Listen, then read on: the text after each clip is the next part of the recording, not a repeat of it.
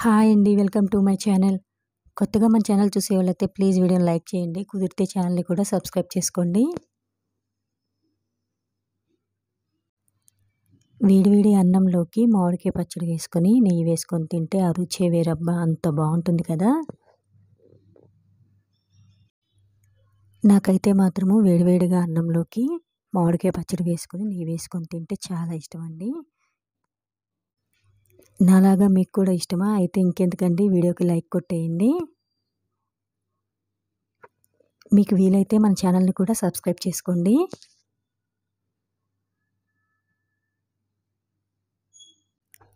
పచ్చడి పట్టడం రాని వాళ్ళు కూడా పక్కా కొలతలతో ఈ పచ్చడిని ఎలా చేసుకోవాలో చూపిస్తాను.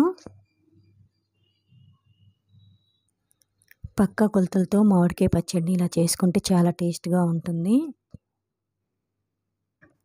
ఖచ్చితంగా ఇలా అయితే ట్రై చేయండి. చాలా బావుంటుంది. చాలామంది రకరకాల మామిడికాయలతో పచ్చడైతే చేస్తూ ఉంటారు. అలా చేయడం వలన కొన్ని రోజులకి పచ్చడిలో ముక్క మెత్తగా అయిపోతుంది. పచ్చడి కూడా ఎక్కువ రోజులు నిల్వ ఉండకుండా పాడైపోతుంది. పచ్చడి పాడవకుండా ఉండడానికి, ముక్క మెత్తగా అవ్వకుండా ఉండాలంటే ఖచ్చితంగా ఇలాంటి మామిడికాయలనైతే పచ్చడికి వాడాలి. ఈ మామిడికాయలు జలాలు. ఈ జలాలతో మామిడికాయ పచ్చడి పడితే ఎక్కువ రోజులు పచ్చడి నిల్వ ఉంటుంది. అలాగే ముక్క కూడా మెత్తగా అవ్వకుండా ఉంటుంది. మార్కెట్‌లో ఈ మామిడికాయ రేటు మాత్రము రూ. 50 కానీ, రూ. 60 కానీ ఉంటుంది. పెద్ద జలాలు 15 మామిడికాయలు సరిపోతాయి. ఈ 15 పెద్ద జలాలని కడిగి శుభ్రంగా తుడుచుకోవాలి. ఈ 15 పెద్ద జలాలని కడిగి శుభ్రంగా తుడుచుకున్న తరువాత మామిడికాయకున్న మొదలు కొంచెం తీసేసేయాలి. మామిడికాయల్ని తడి లేకుండా ఆరబెట్టుకోవాలి. మామిడికాయకి కొంచెం కూడా తడైతే ఉండకూడదండి. మామిడికాయకి కొంచెం తడున్న పచ్చడి త్వరగా పాడైపోతుంది. మార్కెట్‌లో మామిడికాయలు కొట్టే వాళ్ళ దగ్గరికి వెళ్ళి ఇలా మామిడికాయల్ని చిన్న ముక్కలుగా అయితే కట్ చేయించుకోవాలి. ఈ మామిడికాయ ముక్కలకి జీడి కానీ, ఇలా టెంకికి నల్లగా కానీ ఉంటుంది. దాన్ని మొత్తాన్ని చేత్తో తీసేసేయాలి. అన్ని ముక్కలు ఇలానే ఉంటాయి. వాటన్నిటిని శుభ్రంగా చేసుకోవాలి. ప్రతి మామిడికాయ ముక్కకి ఇలా నల్లగా జీడీలు లేదంటే ఇలా పొరలు ఉంటాయి. వాటన్నిటిని తీసేయాలి. ముక్కలన్నిటిని ఇలా శుభ్రం చేసుకున్న తర్వాత ఒక క్లాత్‌లో అయితే పోసుకోవాలి.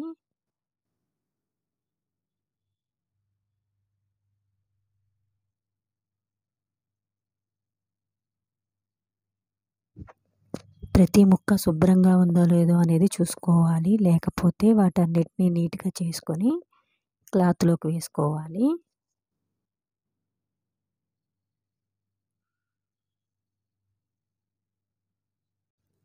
ఇలా శుభ్రంగా చేసుకున్న ముక్కల్ని క్లాత్‌లోకి వేసుకున్న తరువాత ఆ మామిడికాయ ముక్కల్ని వేరొక క్లాత్‌తో అన్నిటిని తుడుచుకొని తడి లేకుండా ఆరబెట్టుకోవాలి. ముక్కల్ని పొడి క్లాత్‌తో తుడుచుకున్న తరువాత ఫ్యాన్ కింద ఆరబెట్టుకోవాలి. 15 పెద్ద జలాలకి పావు కేజీ ఆవాలైతే సరిపోతాయి. ఆవాల్ని ఫ్రై అయితే చేయనవసరం లేదు. పచ్చి ఆవాలని మిక్సీ జార్‌లో వేసుకొని మెత్తగా పౌడర్‌లా చేసుకోవాలి. ఇలా మెత్తగా చేసుకున్న పౌడర్‌ని ప్లేట్‌లోకి తీసుకోవాలి. స్టవ్ ఆన్ చేసుకొని కళాయిని పెట్టుకొని మెంతుల్ని ఫ్రై చేసుకోవాలి. 150 గ్రాముల మెంతులైతే సరిపోతాయి. ఫ్రై అయిపోయిన మెంతుల్ని మిక్సీ జార్‌లో వేసుకొని మెత్తగా పౌడర్‌లాగా చేసుకోవాలి. ఇలా మెత్తగా చేసుకున్న పౌడర్‌ని గిన్నెలోకి తీసుకోవాలి. 3/4 కేజీ కల్లులుప్పు, 3/4 కేజీ కారం అయితే సరిపోతాయి. పావు కేజీ వెల్లుల్లిని పొట్టు తీసి ఉంచుకోవాలి. మామిడికాయ ముక్కలకి తడి లేకుండా చూసుకున్న తరువాత మామిడికాయ ముక్కల్ని గిన్నెలోకి వేసుకోవాలి. మామిడికాయ ముక్కల్లో 2 టేబుల్ స్పూన్ల పసుపు, 3/4 కేజీ కల్లులుప్పును వేసుకొని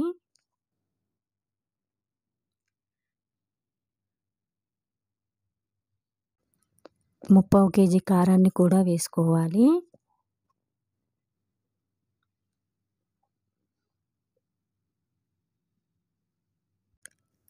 పావు కేజీ ఆవపిండిని వేసుకొని 150 గ్రాముల మెంతిపిండిని వేసుకొని పావు కేజీ వెల్లుల్లిని వేసుకొని కేజీ వేరుశనగ నూనెని వేసుకోవాలి. ఇంకా 1/2 కేజీ వేరుశనగ నూనెని పక్కన పెట్టుకొని ఉంచుకోండి.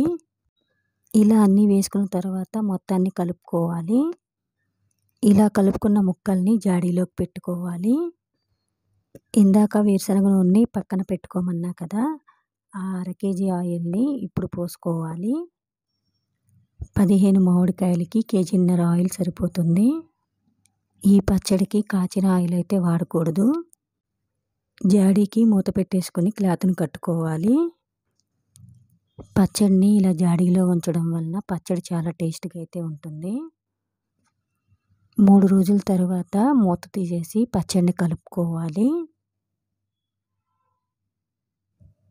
3వ రోజు పచ్చడిని కలుపుకున్న తర్వాత ఆ పచ్చడిని గిన్నెలోకి తీసుకొని వేడి అన్నంలోకి ఆ పచ్చడిని వేసుకొని తింటే చాలా టేస్ట్గా ఉంటుంది.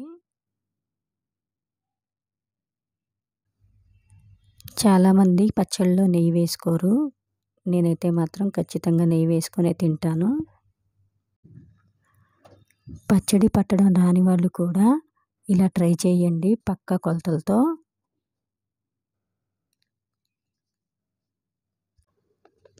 నాకైతే మాత్రము ఇలా మామిడికాయ పచ్చడితో అన్నం తినడం అంటే చాలా ఇష్టము.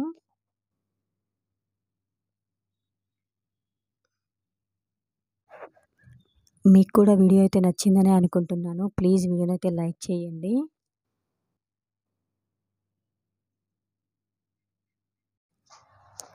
మామిడికాయ పచ్చడిని ఇలా చేస్తే కనుక ఇష్టపడిన వాళ్ళంటూ ఎవరు ఉండరండి, అంత బాగుంటుంది.